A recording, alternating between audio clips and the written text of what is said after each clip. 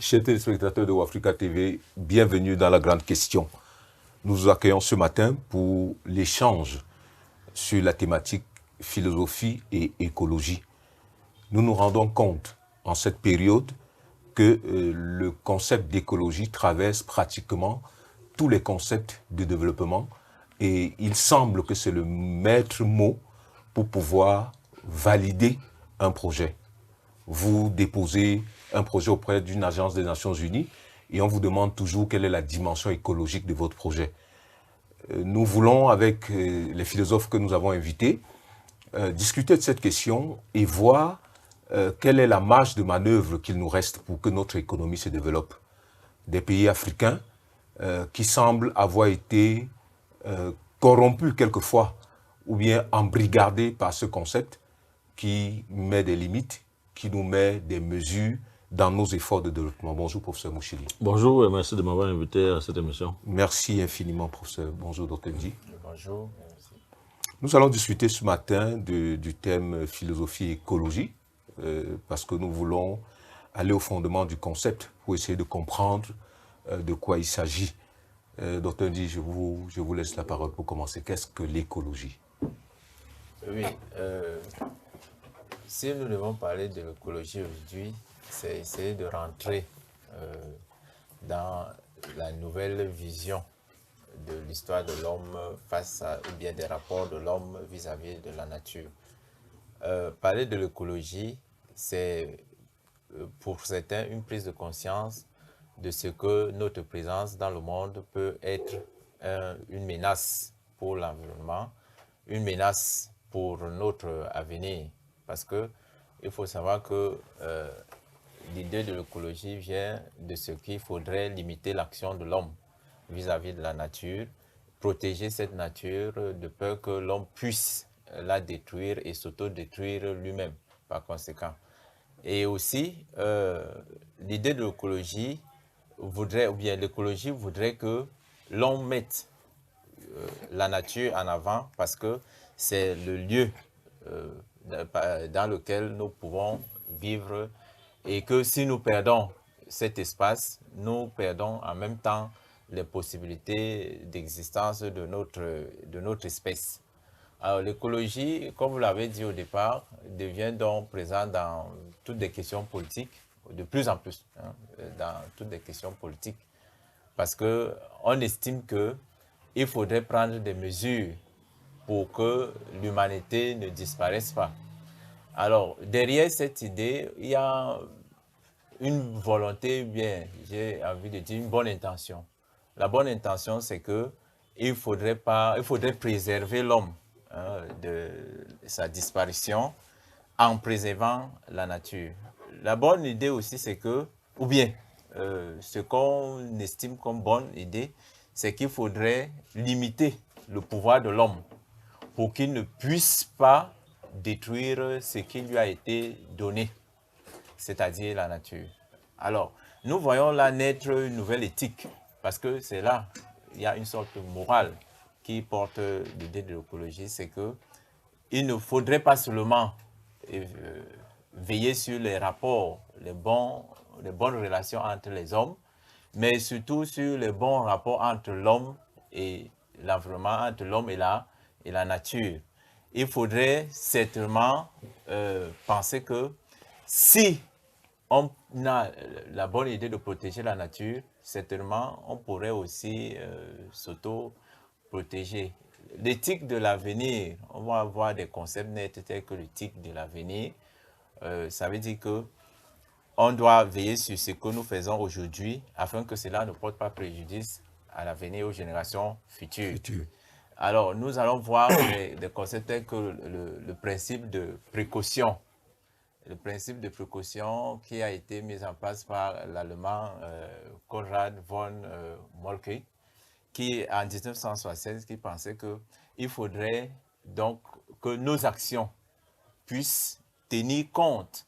Donc, nous pouvions faire attention sur le type d'action que nous posons pour que cela ne puisse pas porter préjudice ni à l'humanité, ni à l'environnement.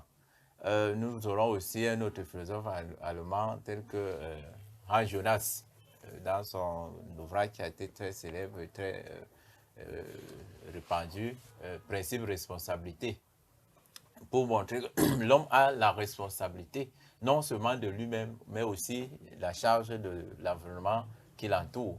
C'est à lui, puisqu'il a la raison et les possibilités de limiter son action, c'est à lui de prendre en charge la nature et de la protéger. Cette protection de la nature voudrait qu'on tienne compte véritablement de l'action de la science. Parce que lui, il va beaucoup s'intéresser à l'action de la science, de la technique sur l'environnement et estimer qu'il faudrait donc qu'on puisse limiter cette action pour que nous ne puissions pas détruire ce qui nous permet de survivre et qu'on puisse tenir compte non seulement de la satisfaction de nos besoins aujourd'hui, mais qu'on puisse tenir compte aussi des générations, de l'avenir de la planète et surtout des générations futures. Alors, plus tard, cette idée va devenir purement politique, c'est-à-dire l'écologie politique, on parle souvent des Verts. Ça va entrer en politique et va forcément prendre d'autres envergures. Parce que c'est donc là que vous allez voir que dans toute activité, on va vous interpeller. Parce que c'est devenu comme une grosse machine, une grosse propagande qui permet aux uns aux autres de pouvoir se faire de la place, de l'image sur le soleil. Cette propagande est non seulement accompagnée d'une critique acerbe des produits et de l'activité technique, mais aussi d'une menace, dont la volonté de présenter la science comme une menace vis-à-vis de l'humanité, une menace vis-à-vis de la nature. Aujourd'hui, c'est devenu un culte. Quand je parle de culte, je parle bien d'une sorte de religion, une sorte de religiosité qui consiste à prétendre que sans l'écologie, c'est-à-dire sans cette volonté permanente de limiter la technique et la science, l'humanité va aller en ruine. Vous voyez aujourd'hui, de plus en plus, on parle des effets climatiques ou bien des effets de l'homme sur le changement climatique. Et c'est le débat en cours. Vous connaissez déjà toutes les conférences qu'il y a eu autour de cela, les conférences de Kyoto, de Rio, les derniers COP21 et tout cela. Alors, l'idée fondamentale ici, c'est que la nature a les mêmes droits que l'homme. C'est vrai qu'en avançant, nous allons expliquer comment ces deux pôles vont naître, c'est-à-dire l'environnementalisme et le fondamentalisme. L'idée, c'est que la nature est même supérieure à l'homme. C'est elle qui a le primat sur l'homme, ce qui fait que on doit d'abord veiller sur la nature avant même de veiller aux besoins de l'homme. C'est un peu de manière ramassée la situation de l'écologisme aujourd'hui.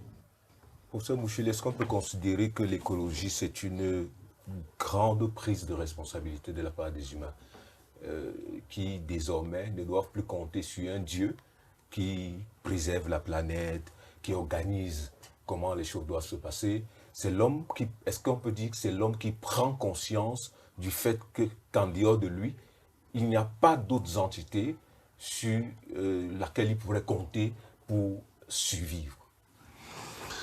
Ce que je dois dire, c'est que au-delà de la définition du concept même, de l'étymologie du concept d'écologie, il y a eu une évolution dans le temps. Mais il faut dire que par nature, l'écologie est d'abord comme l'ensemble de ces sciences qui s'occupent de l'ensemble, qui s'occupent des différentes formes de vie qui constituent la démographie de notre environnement. C'est-à-dire, mais il faut aussi dire que par nature, l'écologie pense elle-même les différentes formes de vie comme une chaîne alimentaire. C'est-à-dire que naturellement, dans notre système écologique, on est classé par ordre d'être consommé. C'est-à-dire, et au sommet de la chaîne, c'est vrai que la chaîne est suffisamment un cycle, mais il y a quand même un point dominant de la chaîne alimentaire. Ouais. Et rien n'exclut que l'élément le plus dominant de la chaîne alimentaire ne soit en train de faire disparaître les autres maillons de la chaîne. Voyez-vous, voilà l'écologie par nature. Si on n'a qu'un regard scientifique, c'est-à-dire qu'est-ce qui fait la structure de la nature, comment la nature est-elle organisée, c'est-à-dire les différentes formes de vie qu'on y trouve, et quel est le type de relation qui existe entre ces différentes formes de vie. Et qu'est-ce qui fait qu'il y ait maintien de l'équilibre des températures, qu'est-ce qui fait qu'il n'y ait pas destruction des écosystèmes. Voilà les thématiques qui relèvent de l'écologie. Mais aujourd'hui, davantage, on pense l'écologie comme un mouvement intégriste. C'est pour ça qu'on va parler d'éco-intégrisme ou d'écologisme. Selon que ces mouvements se déploient en voulant penser une politique du droit de la nature, bon, ça fait que de moins en moins, l'écologie relève d'une discipline scientifique que d'une discipline... non, de plus en plus, cela relève de la politique, plus de la politique que de la science. Chaque fois qu'on parle d'écologie, on a tendance à politiser la perception qu'on doit avoir de l'écologie. Mais il faut aussi se demander si ceux qui veulent parler de l'écologie connaissent même comment fonctionne la science et quels sont les objectifs de la science. Parce que chaque fois qu'on a parlé d'écologie, la science se trouve accusée sans même se demander si ce n'est pas à la science de résoudre les problèmes écologiques qui se posent aujourd'hui à partir même du renouvellement technologique et de la diminution de la dépendance de l'activité scientifique par rapport au néolibéralisme. Parce que, vous savez, l'économie fait que chaque fois qu'il y a changement, les investisseurs peuvent avoir peur de perdre leur capital. Mais on peut s'interroger sur d'abord l'activité scientifique. Comment la science fonctionne? Est-ce que dans son fonctionnement, il n'y a pas moyen de penser une possibilité de sauvetage de la nature? Vous voyez, généralement, quand on s'intéresse à François Rabelais, on prend une moitié de sa pensée et comme véhicule. Science sans concerne que ruine de l'âme. Ce n'est pas seulement ça qu'il a dit. Il a dit science sans concerne que ruine de l'âme. Et la meilleure science, comme la meilleure technique, c'est qui tiendra compte de l'homme dans sa totalité. Oui. On ne nous dit jamais ça. Ça veut dire que Rabelais sait qu'il y a une possibilité de faire la science, de faire croître la technologie sans que l'homme soit nécessairement en danger. Voyez-vous? Mais il ne faut pas... Mais quand on s'arrête seulement à science sans conscience de l'âme, c'est un peu comme si on se défendait même de prendre des risques, alors que la vie même n'est qu'un risque et que l'homme ne vit que dangereusement. Si l'homme ne vit que dangereusement, est-ce qu'il aura tendance à mener des activités qui ne créent aucun risque, aucun danger? Qu'est-ce qu'il faut faire de la science? Faut-il voir la science juste comme un risque? Si c'est comme un risque, ce n'est pas mauvais.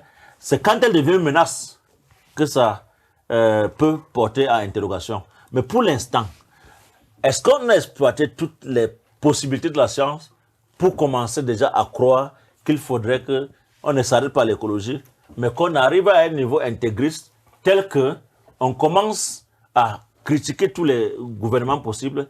Dernièrement, une autre émission, je vous disais, regardez comment a été ficelée la campagne électorale en France. Tout le monde parlait de la réindustrialisation de la France. Bon, maintenant... Et aujourd'hui, on parle davantage du réarmement de ces pays. Oui. Quand on va réindustrialiser, il y aura possibilité d'injection davantage de déchets. Il y a possibilité de déchets nucléaires qui se constituent en radioactivité. Mais aujourd'hui, on a aussi trouvé les moyens de changer, de transformer les déchets nucléaires, c'est-à-dire les effets radioactifs, en d'autres types d'atomes qui peuvent être conservés et qui ne posent pas de problème. Bon, il y a cette technologie parallèle qui se développe, mais on n'en pense pas parce que ceux qui détiennent le capital à travers le monde n'investissent pas directement là-dedans. Mais il faudrait encourager les investisseurs à être ceux-là qui transforment l'eau usée en l'eau non usée. Et qui font en sorte que cette eau aussi soit comestible au même titre que l'eau qui n'a pas été usée avant d'être consommée. Donc, tout dépend de l'axe que prennent les différentes publicités auxquelles nous assistons à travers les moyens d'information que nous avons aujourd'hui. Et vous savez, l'information nous retrouve aujourd'hui même dans nos propres intimités. Et comme l'orientation est idéologique, nous entrons tous, parce que l'homme a tendance à ne pas être fier quand il ne croit en aucune idéologie ou en aucune religion. Vous voyez, les religions ont disparu, mais les nouvelles religions sont nées avec l'éco-intégrisme ou bien l'intégrisme écologique. C'est un peu comme si l'homme ne se satisfait jamais d'être libre. Il faut toujours qu'il soit aliéné par autre chose. C'est justement ça ma question. Est-ce que cette nouvelle, appelons ça comme ça, cet éco-intégrisme-là, n'a pas arraché le pouvoir de Dieu pour reposer ça sur un militantisme? Oui, c'est que on a déplacé le sens de la divinité en humanisant en humanisant la divinité ou en divinisant l'humanité. Ça veut dire quoi? Nous sommes passés de cette période où la tendance était horizontale et on a inventé un système de transcendance verticale et l'homme étant lui-même devenu Dieu, pense qu'il peut, comme il est Dieu, inventer sa propre religion. Oui. Mais on préfère appeler ça idéologie. Est-ce qu'on peut considérer ça comme une prise de conscience? Parce que le docteur Ndji tout à l'heure a cité en Jonas le principe de responsabilité. Est-ce qu'on peut considérer ça comme une prise de conscience, même si, ne s'appuyant pas sur la science, elle est maladroitement adressée? Bon, là, c'est la prise de conscience de sa vulnérabilité et non la proposition à la science de faire autrement. C'est ça qui constitue le drame de notre temps. C'est-à-dire, on préfère développer le sentiment de peur au lieu de penser des sciences qui renouvellent la condition de vie à la fois de l'environnement et de l'homme. Parce que la diversité environnementale ne doit pas être nécessairement naturelle. À partir de la politique même des OGM, on peut avoir un environnement diversifié, mais à partir de la production dont sont capables les sciences qui ont adopté la politique des OGM. Voyez-vous? Donc c'est comme si on est en train de faire comme si il y a que cette possibilité de faire la science qui existe. Et comme cette possibilité engage dans sa définition intrinsèque, montre que le danger est consubstantiellement lié à sa nature, alors ça fait qu'on se met à brandir la science comme une menace. Cependant, quelqu'un va vous dire America First, retour au charbon, retour à tel autre. Mais ce n'est pas parce qu'il ne sait pas que le charbon détruit, mais c'est parce que c'est que le déchet que produit l'énergie à base de charbon peut être épuré, peut être transformé à d'autres fins. Voyez-vous? Bon, ça veut dire que les Américains ont déjà compris la possibilité de transformer le danger en avantage. Et ils investissent à ce niveau, étant dans la politique de concurrence avec les autres puissances qui émergent, à l'instar de la Chine. Les Américains ne vont pas faire cette publicité très rapidement. Quand vous serez dos au mur, ils seront les seuls à proposer cette technologie et vous croirez qu'ils ont fait une invention. Or, c'est juste parce que vous avez pris du retard dans la compréhension plus large de ce que signifie la science. Moi, je pense qu'il faut qu'on s'investisse à comprendre davantage à quoi renvoie la science, quelles sont les possibilités dont la science est capable, oui, les possibilités dont elle est capable, avant même de commencer à penser la volonté de réduire la forêt de l'Amazonie, la forêt équatoriale en patrimoine, le bassin du Congo, en réserve mondiale, parce qu'il ne faut pas continuer à détruire. Et il faut aussi interdire la culture du cacao, parce qu'on défriche les forêts au profit de la culture du cacao. Alors même que nous n'avons pas recommencé le développement. Chez nous, par exemple, le développement va se déclencher à partir de 2035 si on atteint l'émergence. L'émergence signifie réunir toutes les conditions de possibilité d'un début de véritable développement. C'est un peu comme si nous vivions présentement une sorte de préhistoire et que la véritable histoire commencera en 2035. Ça signifie, est-ce que nous sommes dans la préhistoire? Est-ce que nous sommes avec les autres mondes? Est-ce qu'il faut continuer à penser la politique d'émergence comme la seule solution pouvant nous... Bon, c'est vrai que nous ne sommes pas dans une émission politique, mais c'est pour dire que l'ensemble des propositions qui sont faites devraient aller dans le sens d'une compréhension plus large du concept de science ou de technosciences. Docteur Ndji, les questions idéologiques, c'est toujours quand même un peu délicat d'en parler. Le professeur parle du sentiment de peur. Comment est-ce qu'on peut comprendre cela? Est-ce que c'est pour neutraliser les autres pendant qu'on avance, ou alors c'est une réelle prise de conscience? Je m'interroge. Non, il ne faudrait pas voir les choses dans ce sens-là. Il faudrait plutôt se poser des questions d'ordre général. En fait, ça entre dans le système, le mode de pensée de l'homme. Il faudrait savoir que le christianisme s'essouffle. Même les religions musulmanes et tout cela, on commence à voir qu'en dehors du fanatisme, le reste des pensées religieuses commence à s'essouffler et les gens n'y croient plus trop. On commence à comprendre ce qui se cache au fond. Alors, les politiques, on n'y croit plus. Il faut voir seulement en France le taux d'abstention, parfois est très élevé par rapport à ce au suffrage exprimé. J'ajoute autre chose, c'est la quasi-mort des lignes politiques traditionnelles. Voilà, exactement, c'est cela. C'est la même chose aux États-Unis. Vous voyez un peu l'embroglio qui est autour des élections aux États-Unis. On parle de l'extrême droite, parfois à l'extrême gauche. Donc, nous sommes dans une époque où on est en train de rechercher quelque chose de nouveau. Alors, comme les religions traditionnelles perdent la force, l'écologie se présente comme une nouvelle religion. Une religion un peu fondée sur les religions traditionnelles. Parce qu'il faudrait savoir que déjà dans ces religions traditionnelles, on retrouve les mêmes idées écologiques. L'homme est mauvais, l'homme est méchant, il est dangereux, il est une menace pour lui-même, il détruit le monde, et ainsi de suite. Donc, et pour qu'il ne puisse pas détruire le monde, on met en place les mêmes idées qui étaient au Moyen-Âge. Parce que les débats autour de Luther et l'Église catholique, ce sont ces débats qui reviennent, la frugalité. Il faudrait qu'on rentre à l'âge de la pierre taillée où on préserve la nature, on vit dans la nature. L'homme devient un être qui se fond, qui se soumet à la nature. Et là, dans cette naturalité, donc, nous allons rendre grâce à ce qui est un don de Dieu. Donc, c'est une autre forme de louange, de glorification de Dieu, mais qui s'est un peu rationalisée, tout simplement. Voilà pourquoi vous voyez que ce ne sont plus les églises traditionnelles qui portent cette idée, mais ce sont des penseurs. Des partis politiques, quelquefois. Des penseurs qui sont tantôt des biologistes, tantôt des météorologues, tantôt des politiciens. Quand vous allez en France, le célèbre Nicolas Hulot, avec le pacte écologique. Vous voyez même déjà dans l'expression pacte écologique, ça vous rappelle des idées de non-liberté.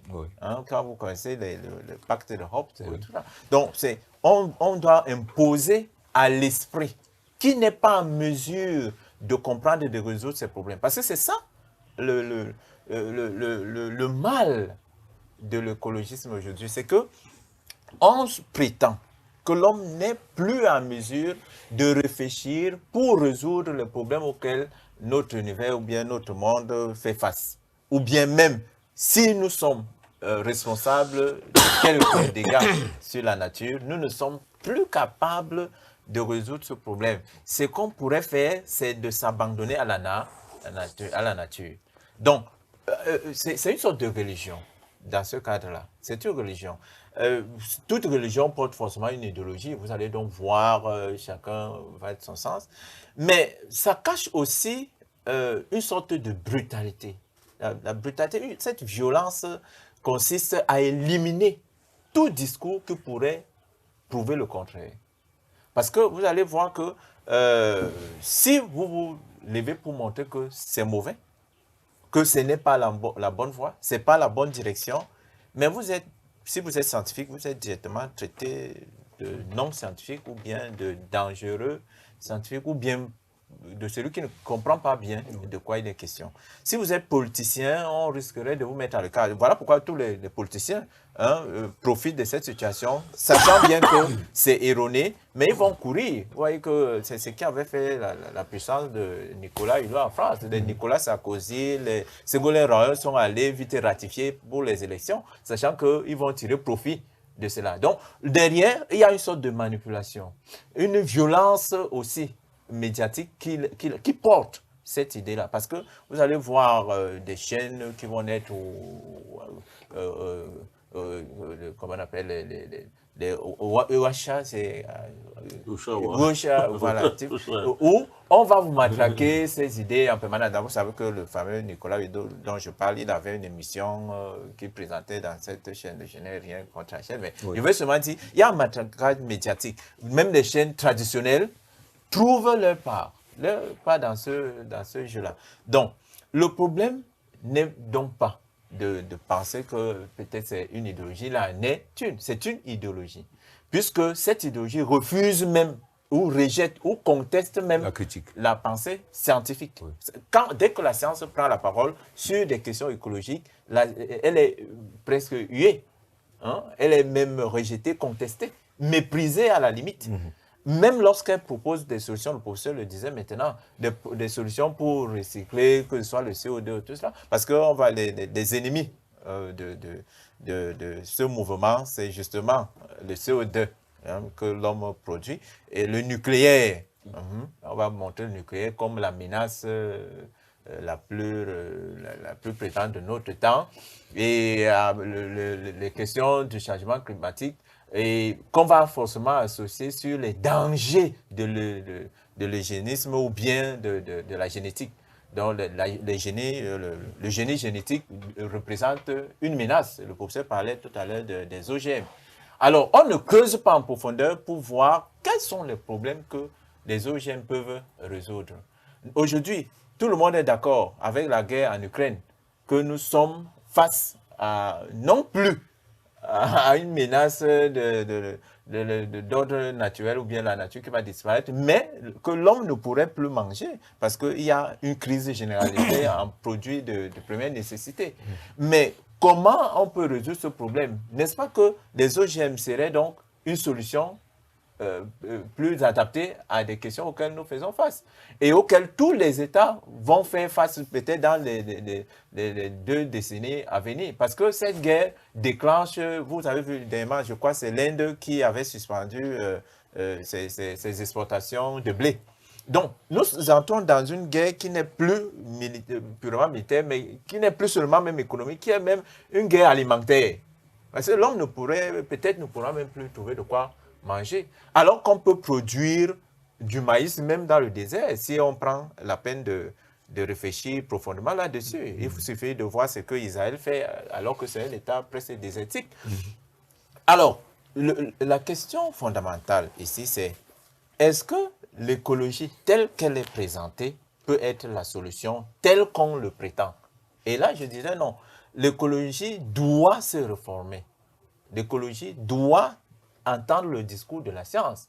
Parce qu'on accuse le seul instrument qui est capable d'apporter la force aux idées que l'écologie prétend défendre, la protection de la nature et l'avenir de l'homme sur cette planète. Professeur Moucheli, est-ce qu'il n'y a pas, qu'on le veut ou non, un certain ordre qui doit régner entre l'homme et la nature? Le docteur Ndji en a parlé tout à l'heure. Est-ce qu'il n'y a pas un ordre? Et si on rentre dans l'histoire de la philosophie, on peut voir un peu chez Aristote, pour voir la nature comme modèle, l'ordre du cosmos comme le modèle qui pourrait inspirer l'homme politique ou bien, voilà, ou bien le scientifique. Sauf que chez Aristote n'avait pas encore compris la nature. Il ne savait même, lui, il croyait que la nature est statique et que les mouvements venaient d'ailleurs parce que c'est Dieu qui imprimait l'ordre des choses de façon à ce que de cause à effet, on est l'effet du vent, on est l'effet de la pluie, on est l'effet.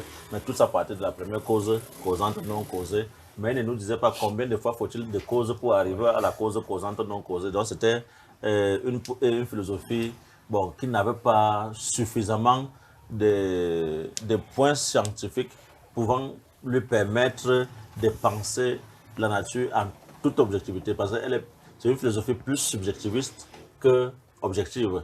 Bon, mais maintenant, s'il faut penser la nature autrement, il faut déjà savoir que l'homme doit dégrader la nature. Mais l'homme doit aussi tout faire pour savoir qu'il est un être environnemental. Et par conséquent, il est un être qui vit, qui fait vivre et veut vivre. Vous n'avez qu'à voir ce que les biotechnologies font aujourd'hui en augmentant les capacités humaines, en faisant en sorte que l'homme, même à 100 ans, soit capable d'être champion du monde de 100 mètres, avec la médecine améliorative, la médecine prédictive, à partir de l'invention des différentes formes de thérapie génique. Bon, tout ça fait que on sait que l'homme est un être qui aime la vie, qui veut vivre et pendant très longtemps.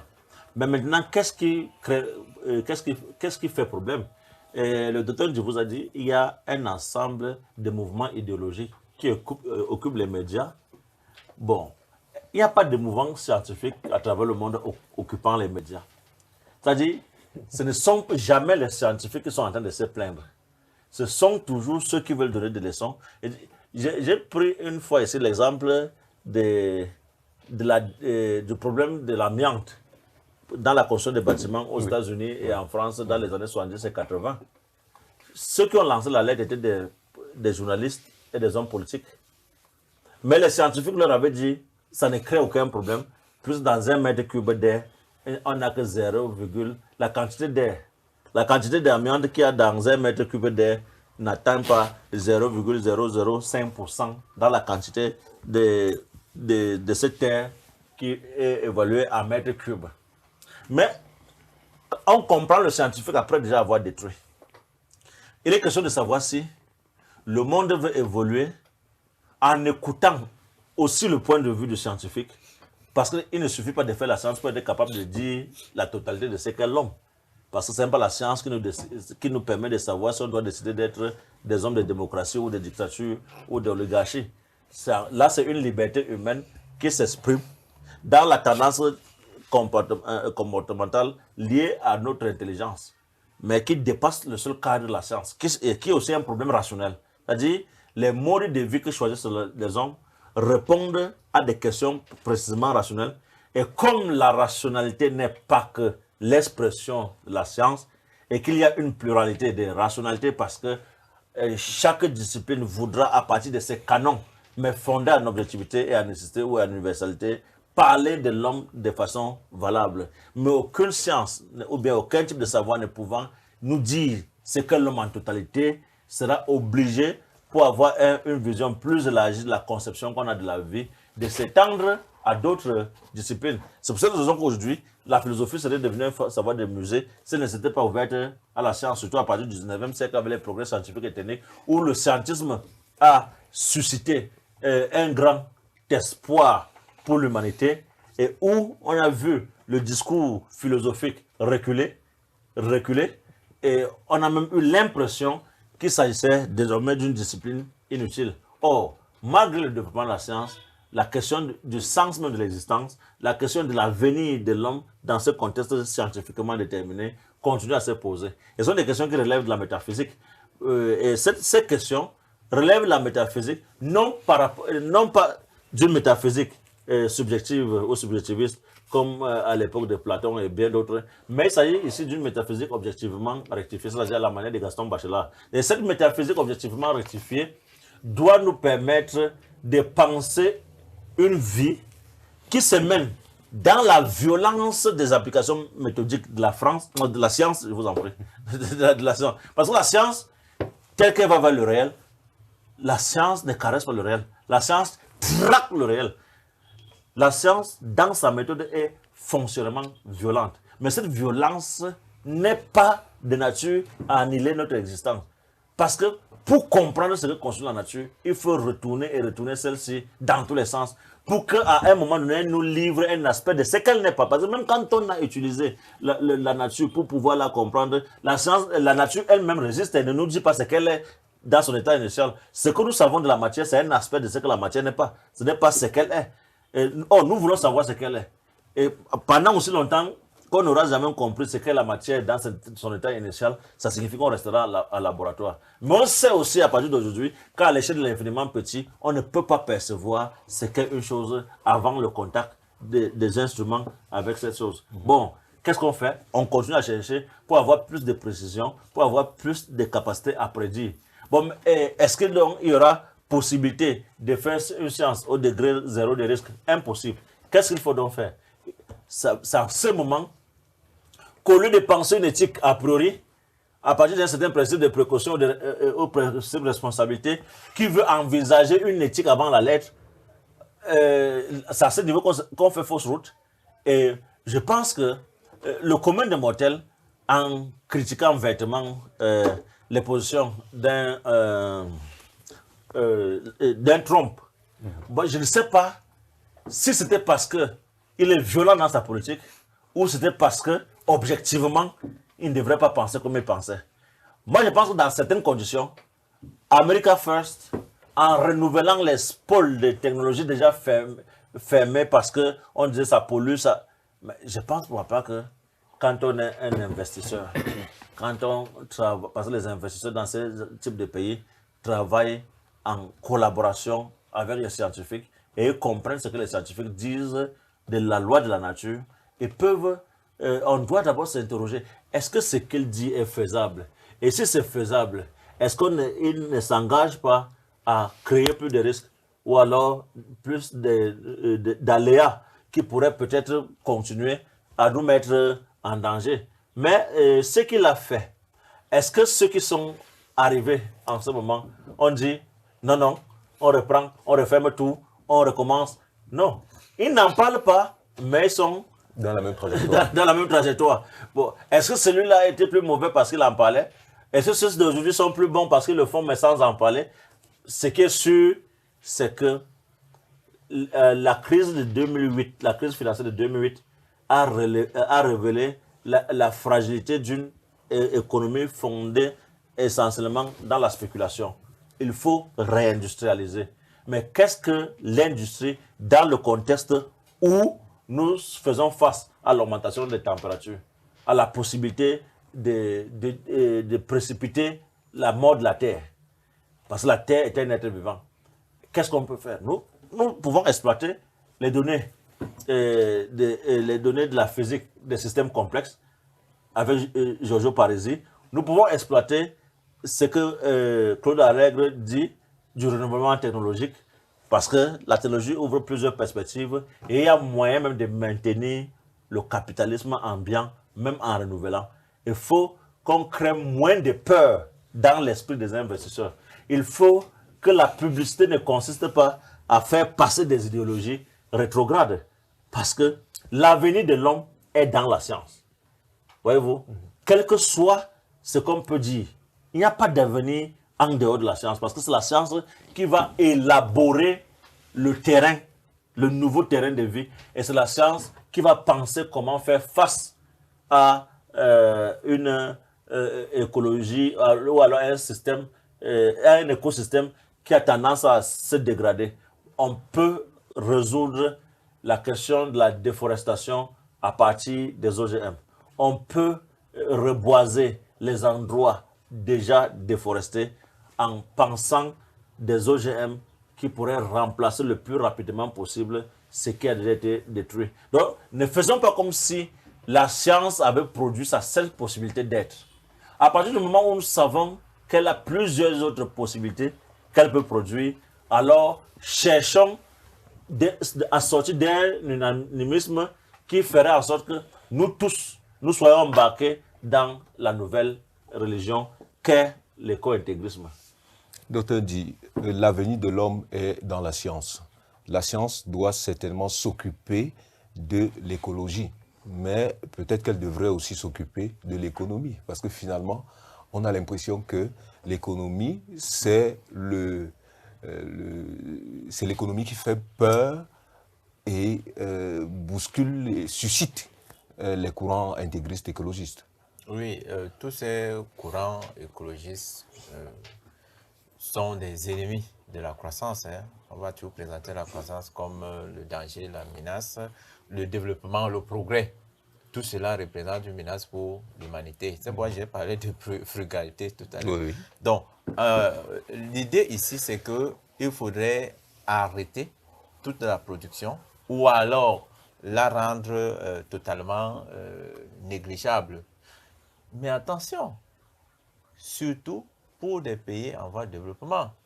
Parce que tous ces hommes politiques-là ne sont pas prêts à accepter, par exemple, que, prenons le cas de la France. Vous voyez un écologiste en France qui dirait qu'il faudrait que la France ferme le nucléaire totalement. Et si la France arrête le nucléaire, avec quoi va-t-on se réchauffer? Avec quoi va-t-on s'éclairer ou alimenter les industries, ne serait-ce que de consommation? Donc, vous voyez qu'il y a un discours de façade, mais sans admettre la réalité.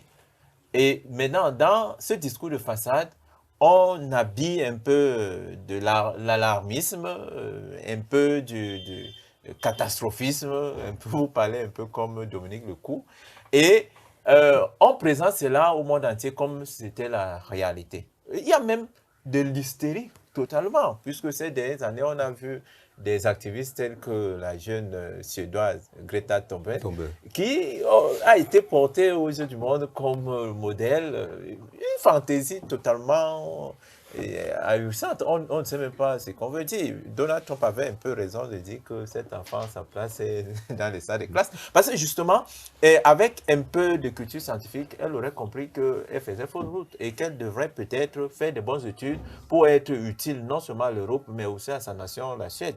Et que en combattant contre un fantôme même qui n'existe pas. Parce qu'il faudrait un peu rentrer en arrière.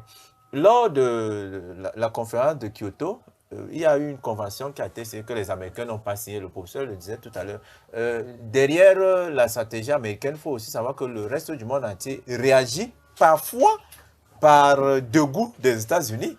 Parce que quand les États-Unis ne signent pas une convention, on va forcément dire qu'ils sont de mauvaise foi. Mais on ne voit peut-être pas que c'est parce qu'ils ont une meilleure expertise scientifique. Donc, ils viennent avec une meilleure expertise scientifique, analysent vos données et se rendent compte que ça ne vaut pas la peine. Parce que la convention de Kyoto proposait, valait d'abord, pour la valeur, 370 milliards de dollars. 370 milliards de dollars pour un gap ou bien un impact écologique de combien? De 0,3 millième de degrés Celsius de réduction. Vous vous rendez compte? Oui. Alors que dans un ouvrage de Claude Allègre, il montre que entre la nuit et le jour, il y a un changement de température de 10 degrés Celsius par moment entre la nuit et le jour. Oui. Mais vous dépensez 370 milliards de dollars pour réduire 0,0332% de température. C'est ahurissant, non? Cet argent, c'est même irrationnel. C'est irrationnel. Comment vous voulez que les États-Unis signent un tel traité? Et quand les États-Unis ne signent pas un tel traité, on présente les États-Unis comme la menace, c'est parce qu'ils veulent produire, ils veulent détruire la planète. Non, ça c'est purement de l'irrationnel, comme le professeur le dit. Mais les écologistes ne voient pas la chose comme ça. Parce qu'il faut une mallette politique capable de se valider. Parce que c'est là qu'entre en jeu dans l'éco-business. Parce que les tenants du mouvement écologiste sont en même temps ceux qui en profitent de plus. Aux mêmes États-Unis, pendant le gouvernement de Bill Clinton, il y avait Al Gore qui continue aujourd'hui à être responsable d'une entreprise d'écologie et qui fait le tour du monde pour faire les conférences par avion, tout en polluant. Tout en sachant que l'avion est le meilleur pollueur. Et oui, mais pas gratuitement. Non, c'est pour dire. Des conférences qui coûtent 200 000 $ par heure. Par heure. Oui. Est-ce que vous, à sa place, vous arrêterez de faire une telle propagande? Pas du tout. Je dis bien propagande. Il s'agit bel et bien d'une propagande. Parce que ces émissions propres peuvent déjà représenter une menace pour la planète parce qu'il fait le tour du monde. En France, c'est la même chose. José Bové qui a fait un tour au Cameroun. Il faut voir les fermes, ces fermes, tout ce que ces fermes et l'entretien de ces fermes peuvent représenter. Mais pourtant, il va venir vous dire qu'il faut aller casser des usines de fabrication, alors qu'ils ne polluent pas autant que ses propres fermes. Ouais, donc, il y a une manipulation qui anime l'esprit. Je vous ai dit tout à l'heure que les religions traditionnelles s'affaiblissant, il faut une religion moderne. Et cette religion moderne, c'est la religion verte. Vous voyez un peu. J'ai été un peu surpris. Dernièrement, quand Emmanuel Macron, pour mettre en place son gouvernement, a annoncé qu'il serait un gouvernement à tendance écologique. Et ça lui a pris 1 mois parce qu'il fallait trouver quelqu'un qui correspondait au... On-t-il trouvé Je suis encore en train d'observer ce que ça va donner parce que sur le fond scientifique, pour une nation comme la France, je me demande bien quelle est la direction qu'il va prendre. S'il prend l'écologie scientifique, qui est évolutive, qui est optimiste, alors ce serait certainement un bond dans l'histoire de la nation française, comme le professeur le disait tout à l'heure.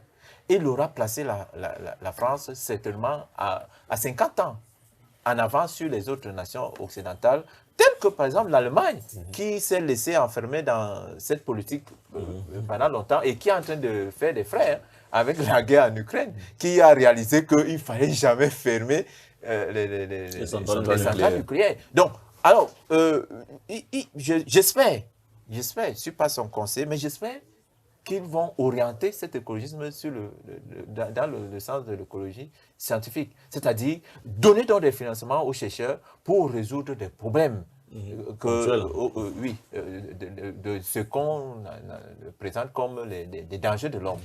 Alors, prenons même le CO2. C'est pas que je vous coupe. Il faudrait déjà que même dans nos États, qu'on essaie de comprendre qu'on a la chance d'avoir déjà des expertises qui ont eu lieu dans d'autres pays et penser notre politique de développement de manière à intégrer ces aléas. C'est-à-dire savoir que quand la science se développe, on peut commencer à développer tout en se permettant de penser à l'équilibre environnemental, à la diversité de cet environnement, et c'est-à-dire en développant les deux aspects de la science à la fois.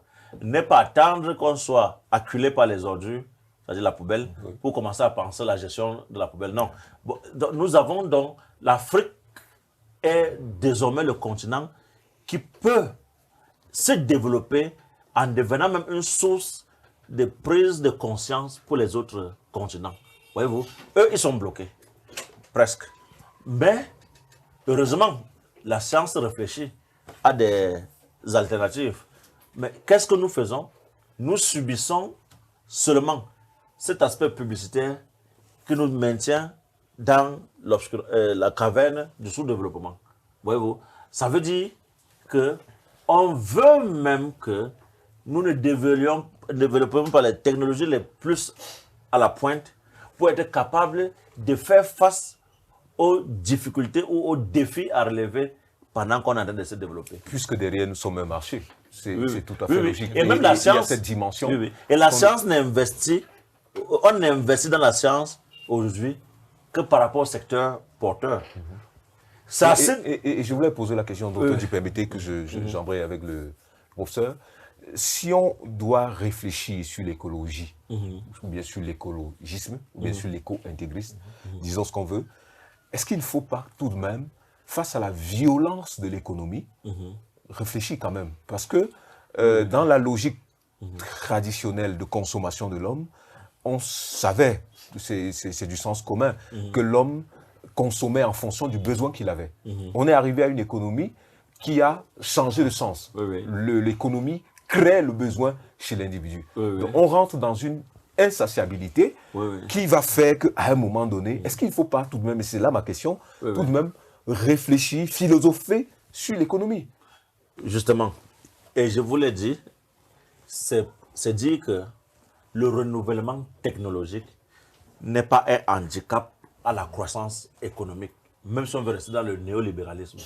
Il suffit qu'un temps soit peu, les États reprennent un certain rôle qui est celui de la régulation. Ne pas laisser nécessairement l'économie seule et s'équilibrer à partir de la loi de l'offre et de la demande. Non, aujourd'hui, on sait que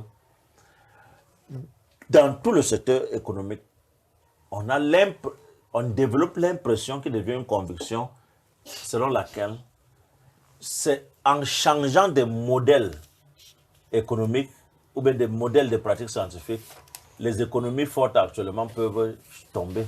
Non. Il n'y a que ces économies fortes qui peuvent avoir suffisamment de ressources pour penser une technologie qui avance à grands pas, mais sans être en train de polluer ou en train de détruire. Voyez-vous? Maintenant, permettez, pardon. Est-ce qu'il ne faut pas faire une éthique scientifique de l'économie? J'exagère. Oui, c'est exagéré parce que moi, je ne pense pas qu'il peut y avoir une éthique a priori. Ça veut dire que c'est parce qu'il y a le danger que vous décidez d'être prudent. Vous ne pouvez pas être prudent avant le danger. Ça serait penser de l'apriorisme éthique. Et ce qui ne sera pas techniquement opératoire. Oui, oui. Prof, réfléchissons terre à terre, pas chez nous là présentement. Vous mangez combien de fois par jour? Plus d'une fois nécessairement. Plus d'une fois. Oui, oui. Il y a des jours où vous mangez une fois. Oui, oui. Docteur dit, vous mangez Et oui, au moins une deux fois. Oui, oui. Sauf Deux que fois. on connaît la règle. C'est il doit avoir le petit déjeuner le matin, il doit avoir le déjeuner à midi, le soir vous devez dîner, et entre ces 3 repas, il y a 2 autres goûters ou bien je ne sais pas quoi. Quand vous regardez le fonctionnement de votre organisme, j'ai envie de vous poser la question, est-ce que vous en avez besoin? Est-ce que cette création n'est pas une machination des économistes? Je ne sais pas si c'est économiste, donc disons des... oui, docteur dit. Oui, vous m'avez coupé tout à l'heure, mais j'ai l'impression que vous posez un problème, mais vous évitez la réponse logique. Non, vous évitez la réponse logique. Peut-être que vous êtes influencé par cette idéologie qui devient de plus en plus un culte. Écologique. Oui, oui. Bon, parce que super, Oui. je pense que... Est-ce que vous savez qu'on peut... Quand vous allez à l'hôpital et que vous êtes dans l'incapacité de manger vous-même, mais vous mangez. Comment mangez-vous? Il y a des substances qu'on peut vous... Non, à partir des perfusions, Oui, une on injection. prend une petite injection, on met là, et vous êtes mieux portant que moi. Oui. Et vous n'avez pas faim. Sauf que docteur, ça c'est dans l'extrême, J'en viens. dans l'urgence. J'en viens. Oui. Lorsqu'il y a des guerres dans des zones ou bien des catastrophes, qu'est-ce qu'on fait souvent? Il y a des petites broches, des biscuits qu'on laisse souvent tomber. Par avion. Oui, par avion. Et quand vous les consommez, vous avez au moins 48 heures. Vous avez au moins 48 heures. Et vous n'avez pas faim. Vous êtes en santé. Vous n'avez pas de problème. Ah, pourquoi mangeons-nous autant? Ce n'est même pas l'économie. Nous avons fait une émission ici sur l'économie. Je veux bien tirer à bleu rouge sur l'économie. On l'avait fait. On avait expliqué les questions de l'économie et de l'ultralibéralisme. Mais là n'est plus le problème. Nous ne voulons pas dire que tout ce qui est dans l'ultralibéralisme n'est pas négatif. Oui. Parce que derrière l'ultralibéralisme, prenons, si nous sommes là aujourd'hui en ligne en train de parler de certaines choses, c'est parce qu'il y a des gens qui produisent des caméras. Oui. C'est aussi ça. Très bien. La production économique, n'est-ce pas? Et qu'on peut produire, donc diffuser la science, non? Est-ce qu'on peut dire que c'est négatif? Mais, ouais, le problème de fond, c'est lequel? Et c'est ce que le professeur voulait vous faire comprendre maintenant. On peut passer des réacteurs de 3e génération à des réacteurs de 4e génération, qui sont en mesure d'absorber totalement les effets radioactifs. Donc, on n'aura plus besoin de chercher à stocker, parce que le débat aujourd'hui, on va jeter où est-ce qu'on va stocker les radioactifs. Donc, on peut le faire. Et même les sciences ont proposé une autre alternative, être capable de transformer les déchets radioactifs en des atomes non polluants et qu'on pourrait utiliser à d'autres fins.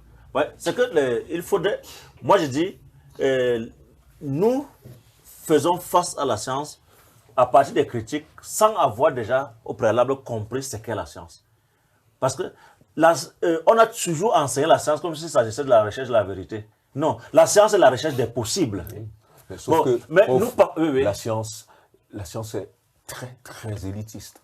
Oui, la science est élitiste. Il faut le dire. Oui, mais on va peut-être tous à l'école, mais on donne à, je dis n'importe quoi, 95% de personnes qui vont à l'école le minimum pour survivre. Ils ne pourraient pas, à partir de ces rudiments scolaires, avoir ce qu'il leur faut pour avoir le regard critique sur une philosophie écologiste, par exemple. Justement, c'est que la science est élitiste et elle le restera. Mais seulement, il faut être capable de s'informer à partir de l'élite qui fait la science. On s'informe plus à partir des journalistes et des politiques.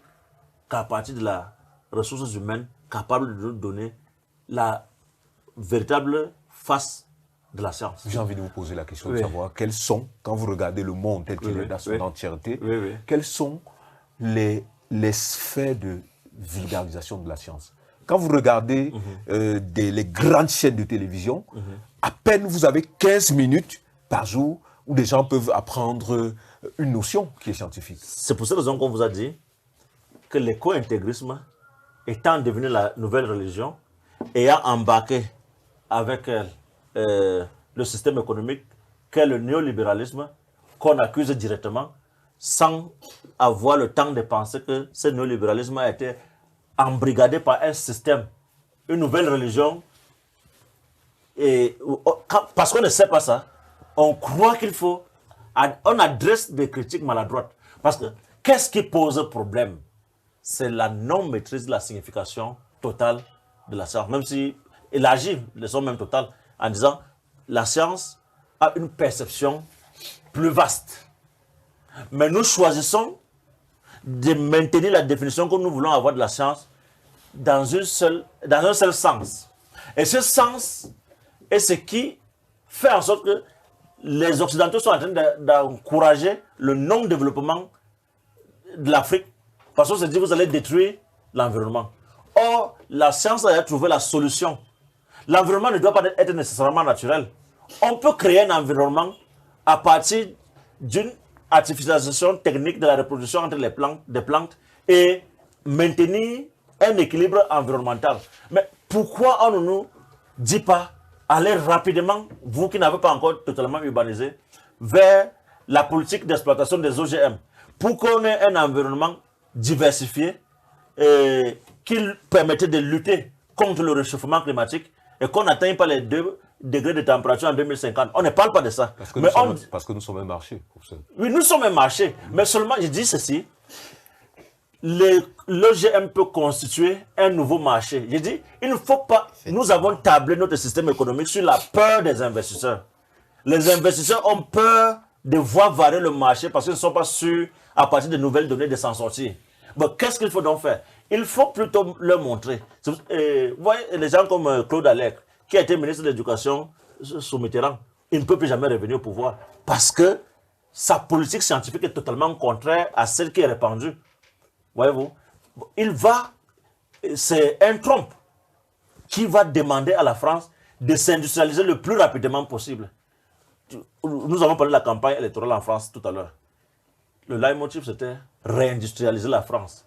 Parce que la crise financière de 2008 a montré que lorsqu'on n'industrialise pas, la spéculation ne peut pas maintenir une économie à flot pendant longtemps. Donc si on veut aller vers une économie et un développement véritablement durable, il faudrait investir. Mais quel est le type d'investissement à choisir aujourd'hui? Si aujourd'hui, il y a un investissement parallèle que peuvent promouvoir les États et qui va créer la possibilité de maintenir l'équilibre des écosystèmes. Aujourd'hui, le climat est réchauffé parce que nous ne vidons pas les poubelles que nous-mêmes nous jetons dans les océans. Et nous savons que ce sont les océans qui maintiennent l'équilibre des températures. La fois dernière, je vous ai dit, la Terre est habitable parce que la Terre par elle-même et par nature produit 0,03% de CO2.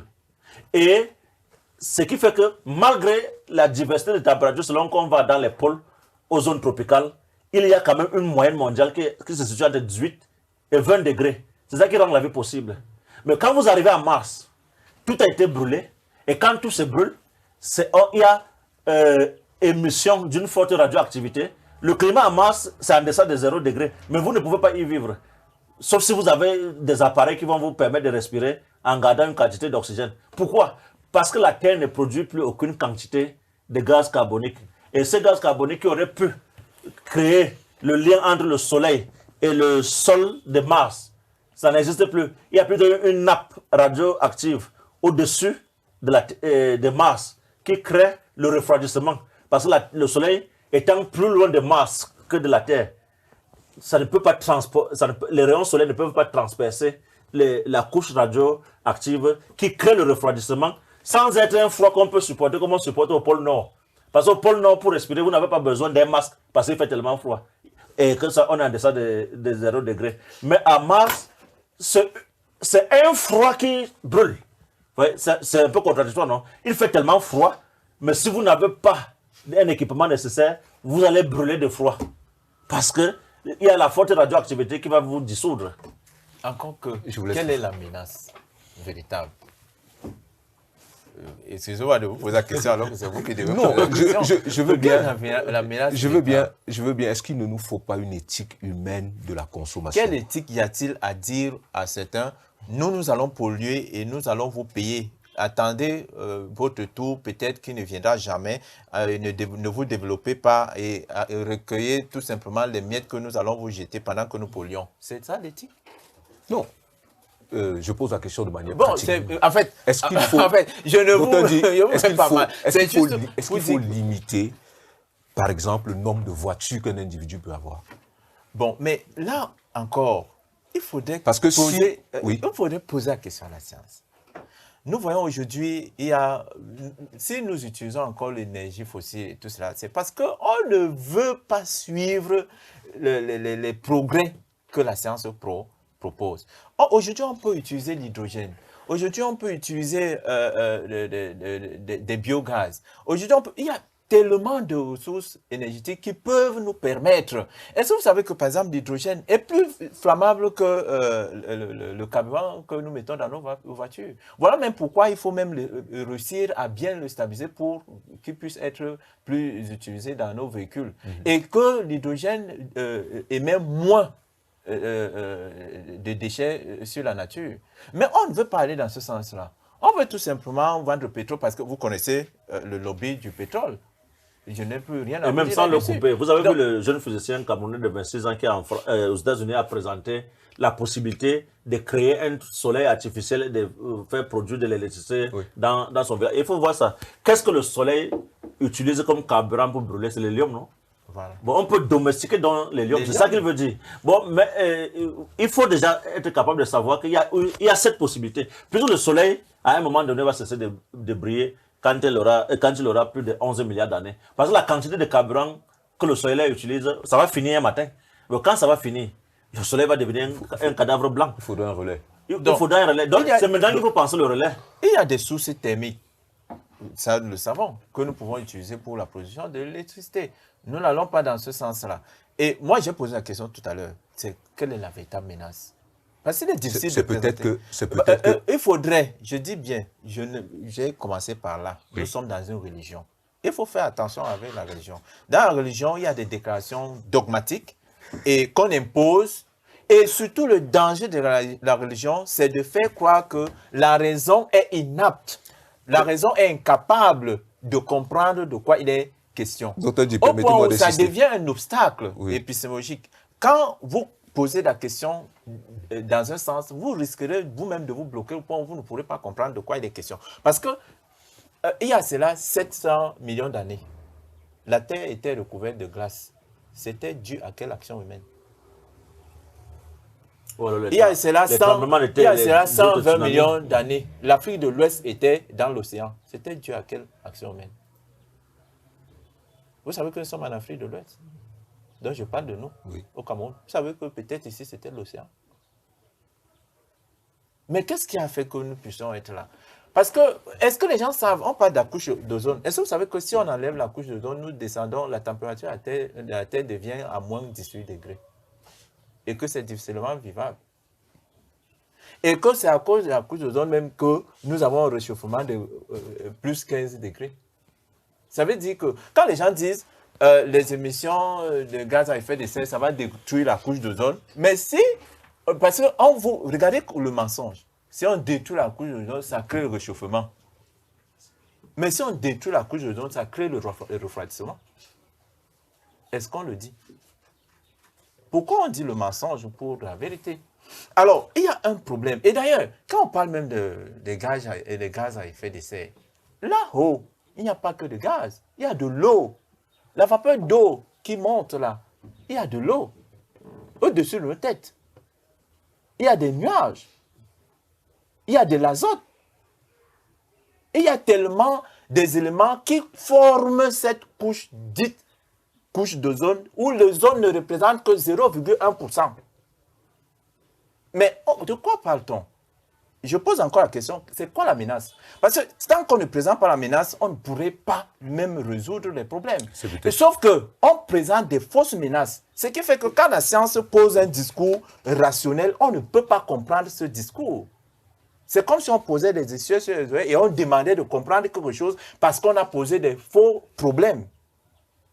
Il faut d'abord poser le vrai problème avant de chercher des véritables solutions. Vous voyez un peu. Oui. Donc, c'est là, ce que je ne fais que dire. Nous sommes dans une religion. Il faut sortir d'abord de la religion pour commencer à faire la science. Mais si nous voulons faire la science de la religion, ne me posez pas de questions. Je serai incapable de vous répondre. C'est pourquoi vous avez l'impression que depuis le début, nous tournons en rond. Parce qu'il faut sortir du mécanisme, du mode de pensée qu'on a imposé, qui est véhiculé, qui est médiatisé, qui est politisé. Parce que le professeur a cité tout à l'heure, mais même les politiques, qui profitent tout simplement, ils savent bien que c'est faux. Mais ils veulent des suffrages. Et comme la société est dominée, vous savez, le Tocqueville le disait, que dans la société, il y a plus d'ignorants. Et il faut, en faisant la politique, il faut compter sur les ignorants. Vous comprenez? Et les ignorants, eux, ils sont influencés par le recycle de la peur. Ils ont peur. Le monde va disparaître. Ça ne vous rappelle rien, l'Apocalypse? Mais c'est la religion. Le monde va disparaître. Nous allons mourir. Si nous mangeons trop, comme vous venez de le dire maintenant, nous allons mourir. Si nous conduisons plus de véhicules, nous allons mourir. Si vous conduisez plus de maisons, nous allons périr. Mais est-ce qu'on est rentré dans l'histoire même de notre... Vous vous souvenez, lors d'une émission aussi, on parlait de l'univers. Je vous avais dit que tant qu'on ne comprend pas l'histoire de notre univers, d'où nous sommes venus, nous ne pouvons pas savoir où nous devons aller. Cette planète était tellement chaude au point où elle ne pouvait pas être habitable. Et vous savez, ne soyons pas influencés par les petits mécanismes qui existent entre tantôt le soleil s'abaisse et s'éloigne. Parce que c'est ça qui se passe. Il faut voir que dans l'univers tout entier, nous sommes en train de nous éloigner du centre. Donc le refroidissement sera... Pourquoi quand il y a des vagues de refroidissement, comme en 2013, la planète a connu le taux de refroidissement le plus élevé? C'est passé sous silence. Pourquoi on cache cela? Pourquoi on cache ces vérités? Et que dès qu'on augmente de 0,1% de chaleur, c'est ça la fin du monde. Nous périssons tous. Mais il y a un problème. Il faut rentrer, connaître l'histoire de notre planète et voir notre planète dans sa globalité, comment nous évoluons. Et les possibilités, comme le disait le professeur là maintenant, quelles sont les possibilités? Il y a véritablement des menaces. La première menace, je l'avais dit ici une fois, c'est que s'il y a éruption solaire, ça peut nous brûler le lendemain. Mais comment faire pour nous prémunir de ces dangers-là? C'est de ça qu'il est question. Comment faire pour produire pour tout le monde? Comment faire pour préserver nos forêts? Bon, revenons un peu dans l'intégrisme écologique dont vous faites allusion. On nous demande de rentrer dans la frugalité, nous devenons comme les Adam et Ève. Nous allons couper du bois. Bon, je ne sais même pas si on va pouvoir couper parce qu'il faudra avoir une... Mais revenons ça. Nous allons nous réchauffer avec du bois. Oui. Pour qu'on puisse avoir un arbre qui puisse être exploité, il faut au moins 15 ans. Au moins 15 ans. Et nous pouvons brûler cet arbre en 24 heures. Vous voyez un peu. Donc, quand nous aurons vécu 15 ans, rien qu'avec du bois de chauffage, il n'y aurait plus de bois sur Terre. Après 15 ans. Et qu'est-ce qu'on va faire? Bon, vous ne pouvez pas me répondre. Bon, j'attends de vous poser une question. Alors, donc, le problème est de fond. Qu'est-ce qu'on doit faire pour qu'il y ait une végétation qui puisse préserver la biosphère, l'anthrosphère que nous représentons? Voilà un autre mensonge. On vous dit, il y a refonte de glace dans l'Arctique. non, Oui, oui, dans l'article. Le Groenland et tout cela, on dit non, il y a le fond où les ours blancs sont en danger et tout cela. Mais on ne vous dit pas que l'Antarctique représente 92% de la cryosphère. 92%. Et que sa glace est maintenue et conservée. Ne connaît aucune faute. Ben, dites-moi, de quoi se plaint-on? Parlons mais du climat. Tous les experts en météorologie vont vous dire qu'on ne peut pas prévoir le climat de façon globale, de façon universelle. Mais tout simplement de façon... on peut prévoir le climat par zone. Donc, parce que... Et même, il n'y a pas de prévision qui pourrait aller au-delà de 3 ans ces jours-ci, pendant qu'on parlait du climat de l'avenir. Non, aucune prédiction ne peut être valable au-delà de 3 ans. Voyez-vous? Donc, on ne peut pas s'alarmer au point de décider d'arrêter le développement dans d'autres pays au nom de ce qu'on court vers l'augmentation des températures. La capacité de production et de prédiction n'est pas aussi élevée qu'on nous le fait croire. Oui. Et il faut aussi savoir que la chance de l'humanité contemporaine, c'est d'avoir réussi à maîtriser l'électron, c'est-à-dire un objet de la physique, mais qui n'est pas physiquement palpable, mais qui existe parce que cette émission est possible. C'est-à-dire, pour avoir la preuve de l'existence de l'électron, il faut que cette émission ait lieu.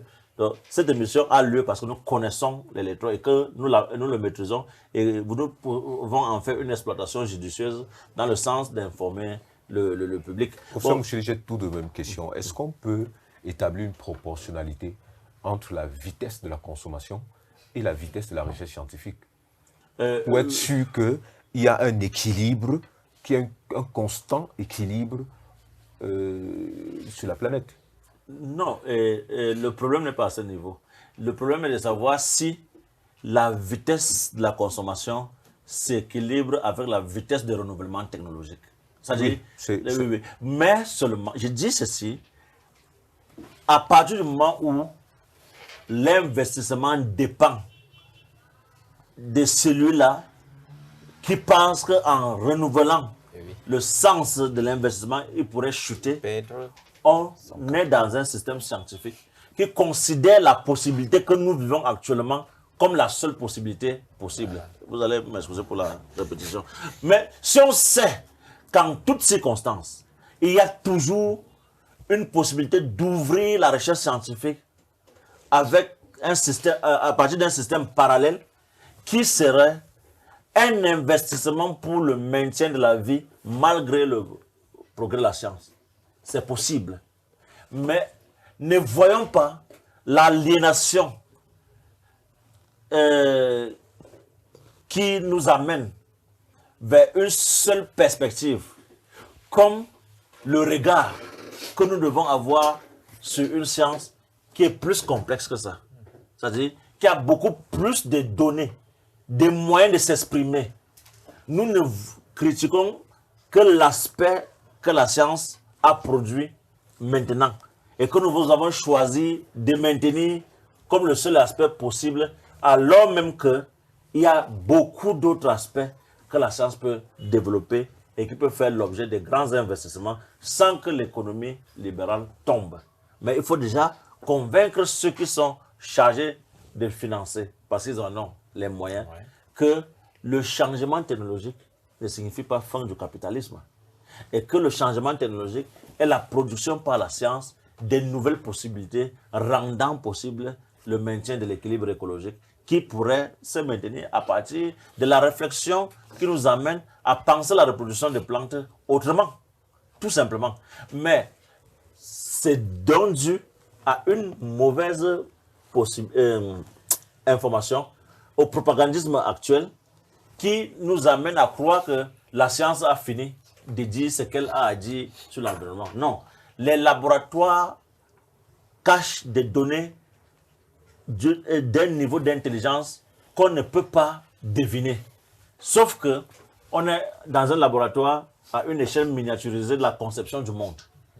Il suffit d'investir dans ce sens qu'on pourrait voir que ce que nous avons décidé de ne pas publier, serait plus important que ce que nous sommes en train de publier et les hommes sortiraient désormais de l'aliénation idéologique qu'impose l'écologisme ou l'éco-intégrisme. Parce que si on ne le fait pas, c'est pourquoi est-ce que Gore, avant d'être vice-président, avant d'être un homme d'affaires, avant d'être un riche, pouvait développer la même pensée qu'il développe aujourd'hui?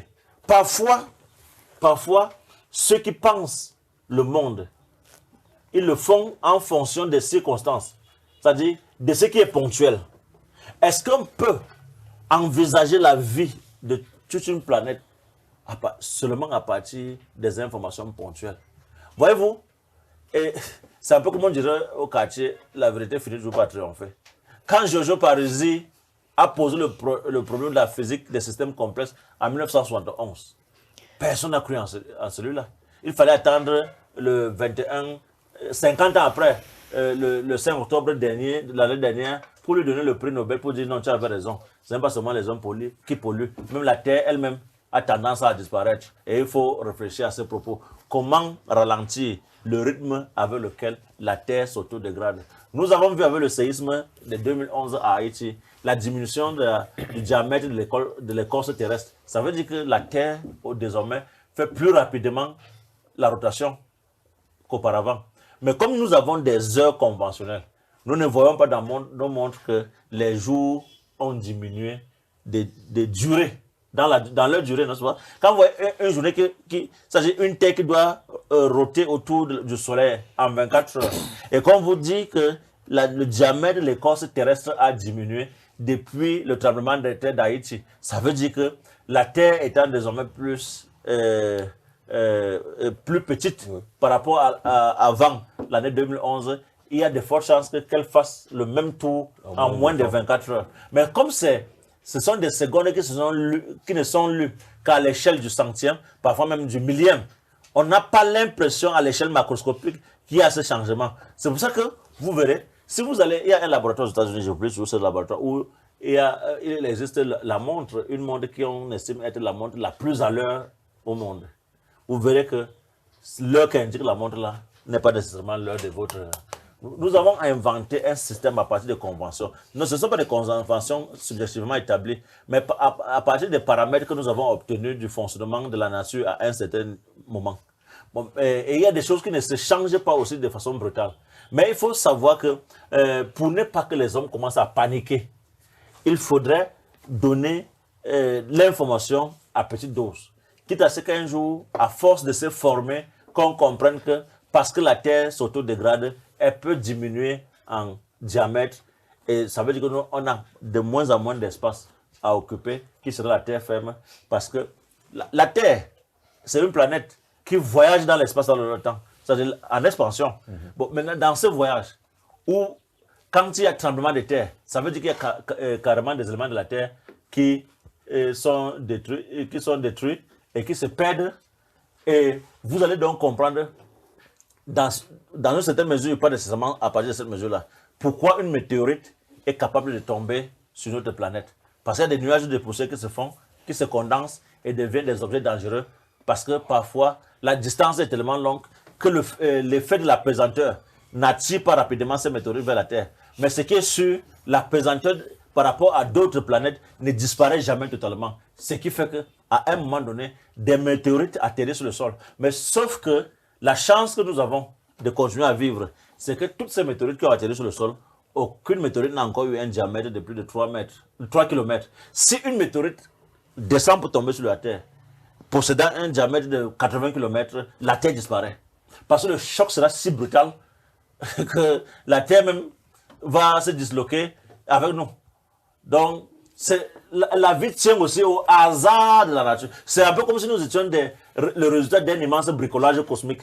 Donc, et nous voulons, sachant que nous sommes le résultat d'un immense bricolage cosmique, commencer à instituer une ontologie de l'éthique qui ferait croire que si ça se respecte, il y aura toujours un tonnerre qui va gronder. C'est pour cette raison que le docteur dit, monter en colère quand il explique, quand il fait ses explications. Je le comprends parce qu'il est passionné et veut à tout prix qu'on comprenne. Mais on ne comprend pas à coup de bâton. On ne comprend pas à coup de bâton. Il faut maintenir la même voix faire la promotion de la rationalité parce que vous ne pouvez pas faire un discours sur la base de la colère. On va croire que vous êtes fâché parce qu'on ne vous écoute pas. Ou alors que vous êtes intégriste. Non, mais Et que votre intégrisme, c'est la colère. D'autres dit, je pose quand même la question, le professeur parlait d'une intelligence cosmique.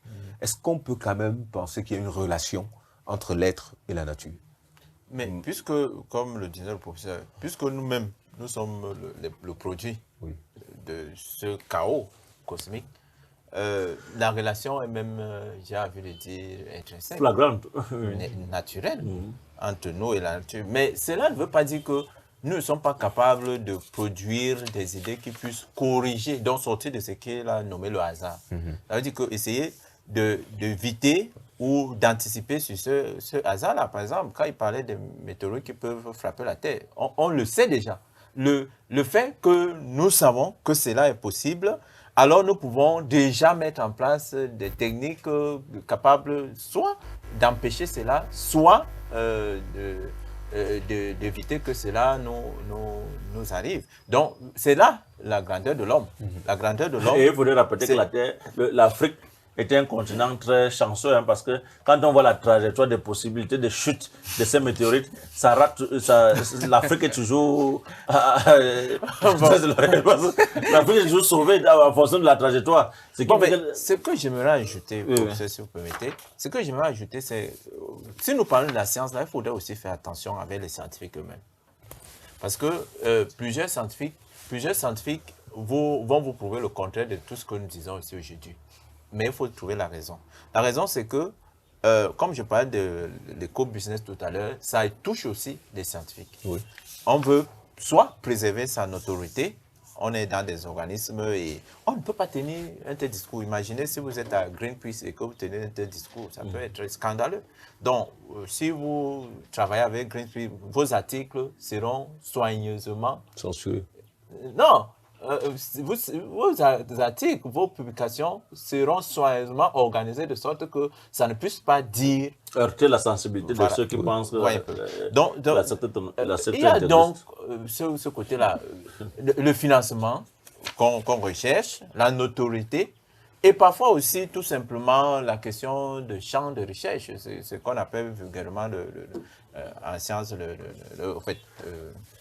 comment on appelle ça, ça m'échappe là de cette théorie, cette approche de Himmler, la Katos.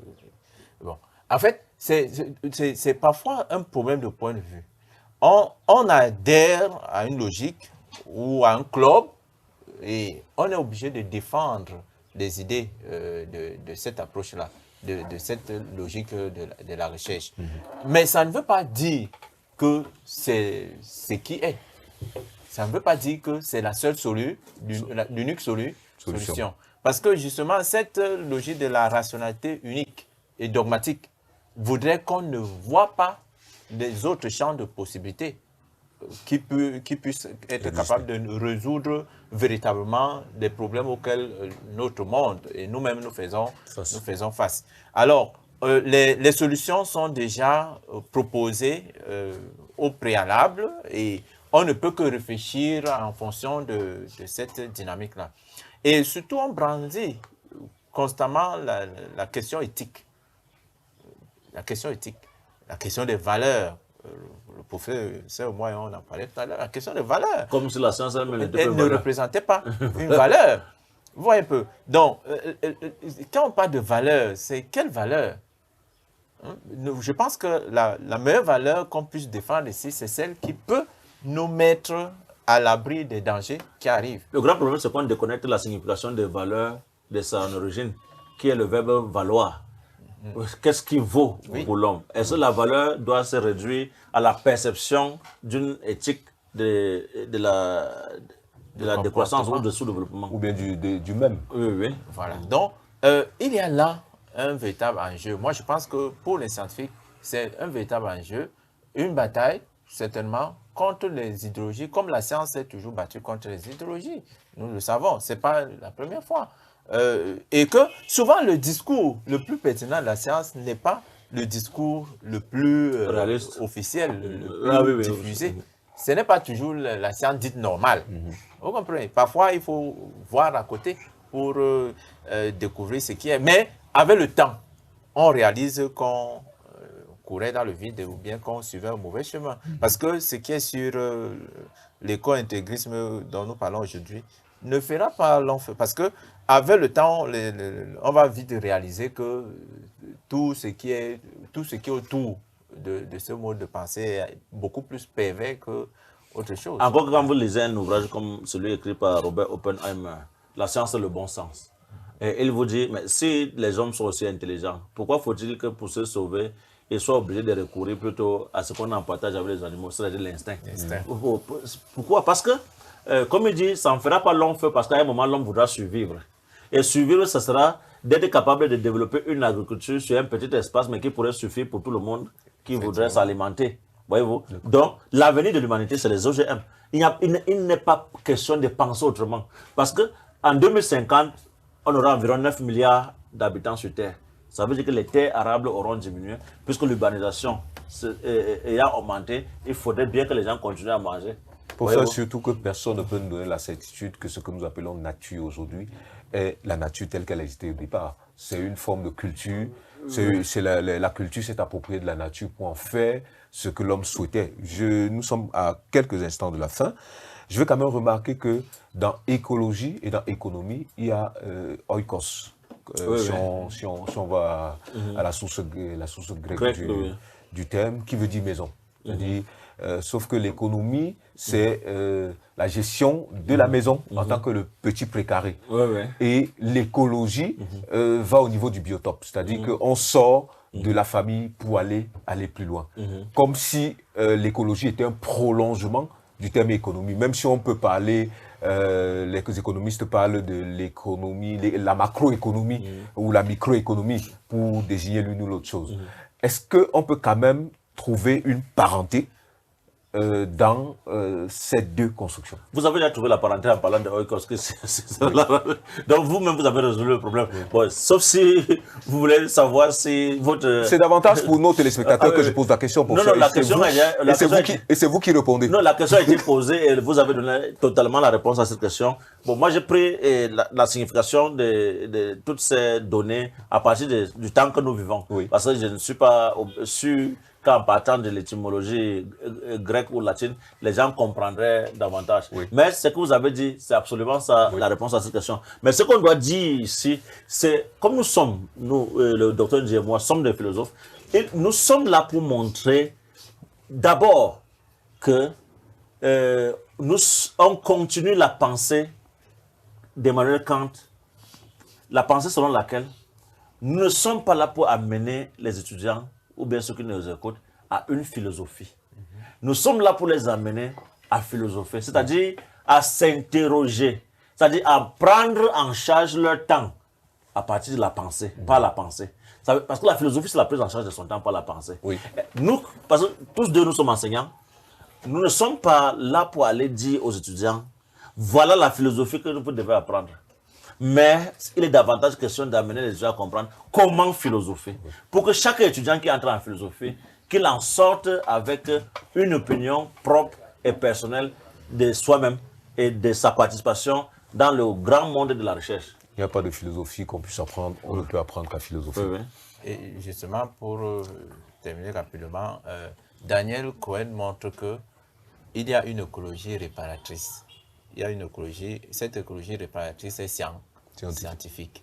Et en même temps, cette écologie réparatrice serait plutôt un grain idéal pour l'économie moderne. D'accord. On peut considérer que la science est la veille de l'écologie. Non, la science est la chance de l'humanité. Chers téléspectateurs. Et de l'économie. C'est avec beaucoup d'intérêt que nous avons partagé avec vous ce moment. Et vous avez dû le comprendre. Et le propos de fin est assez clair.